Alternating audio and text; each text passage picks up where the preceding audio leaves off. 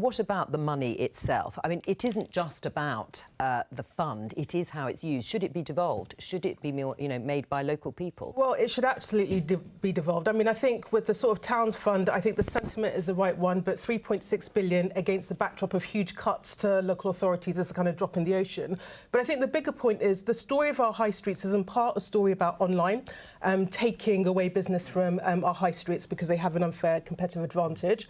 But it's also, I think, the story of, it's a visible story of communities under pressure up and down the country. So living standards today are still lower than they were in 2008. So in the context of wage stagnation, in the context of prices of things going up, people just don't have spending power, and so it's hitting the high street. So that trend is unfortunately not going to go away. So we need to reimagine our high streets. I think Anne's right.